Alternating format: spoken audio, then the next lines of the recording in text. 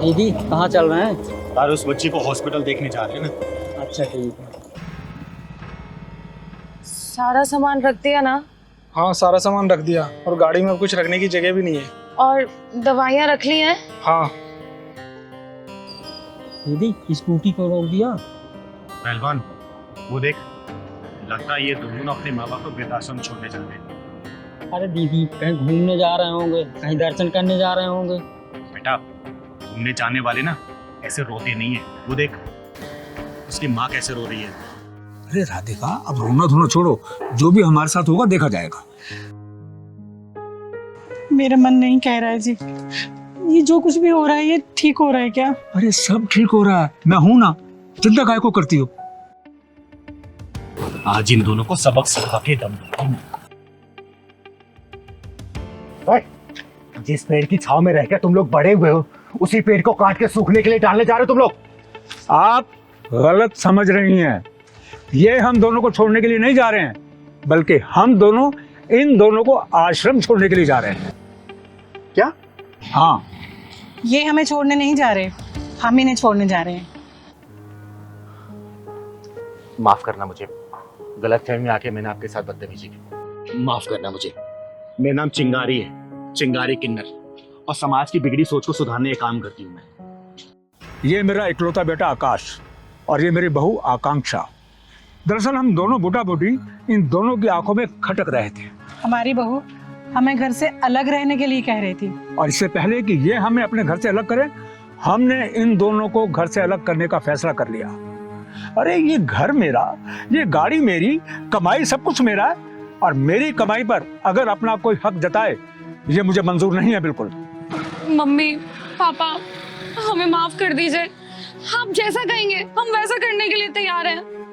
Very good, तो गाड़ी में बैठो और जाओ। तुम्हारा आश्रम में रहने का पूरा इंतजाम कर दिया गया है और वहाँ के इंचार्ज से मेरी बातचीत हो चुकी है। तुम्हें रहने में कोई भी तकलीफ नहीं होगी। वाह वाह, बिल्कुल सही फैसला आपका। ये औलादे अपने आप को समझती क्या है और माँ बाप को क्या समझती हैं? बेसहारा या फिर लाचार? अरे नकलमंदों, कौन समझाए कि माँ बाप कभी लाचार और बेसहारा नहीं होते। अरे इन औलादों को माँ बाप के सहारे की जरूरत पड़ती है, लेकिन माँ बाप अपने दम पे खड़े होते हैं। ये औलादे जो होती है ना, माँ बाप के बिना एकदम चल भी नहीं सकती और अपने पैरों पे खड़ी भी नहीं हो सकती। चिंगारी जी, हमारी हिम्मत की दीवारें अभी इतनी जर्जर नहीं हुई कि कोई हमारे जज्बातों की छतों को रौंद कर चला जाए। जिनके चलने के लिए हमने रास्तों से कांटे हटाए, वही हमारी राहों में गड्ढा खोदने चले थे। माँ जी बिल्कुल सही डिसीजन आपका। इससे बहुतों को सीख मिलेगी कि आजकल बच्चे माँ बाप को आश्रम नहीं भेज रहे, बल्कि माँ बाप अपने बच्चों को आश्रम भेज रहे हैं। दीदी इन्होंने तो उल्टी गंगा बहा के दिखा दिया। सही कह रहा है पहलवान, आज तक तो सबने सीधी गंगा बहती हुई देखी होगी और इन दोनों ने तो उल्टी गंगा ही बहा दी। मजा आ गया भाई। पापा हमें माफ कर दो, हम वहाँ पर नहीं रह सकते हैं। अब वहाँ का एटमॉस्फेयर हमें सूट नहीं करेगा। अच्छा, तो जो बेटे अपने माँ बाप को आश्रम में भेज देते हैं, उन बेटों को ये समझ नहीं आता क्या कि वहाँ का एटमॉस्फेयर भी उनके माँ बाप को सूट नहीं करेगा? है बेटा, जो डिसीजन मैंने ले लिया है ना, अब मैं उससे पीछे हटने वाला नहीं हूँ। गाड़ी में सामान पैक रखा है तुम्हारा, बैठो और फुर हो जाओ। जाओ। और राधिका, आज हम एक बहुत सुंदर सी मूवी देखने के लिए चले हैं और उसके बाद साथ में बैठकर किसी रेस्टोरेंट में अच्छा खाना भी खाएंगे। अभी तक हम अपने बच्चों के लिए जीते रहे हैं और अब हम अपने लिए जिएंगे, पैसा अपने ऊपर खर्च करेंगे। राधिका, हाँ। चिंगारी जी, आपका बहुत बहुत शुक्रिया कि आप हमारी तरफ से बोली। बहुत बहुत शुक्रिया चिंगारी। इसमें धन्यवाद कोई बात नहीं है। आप लोगों ने जो पहल की है ना, देखना समाज बहुत हद तक सुधरेगा।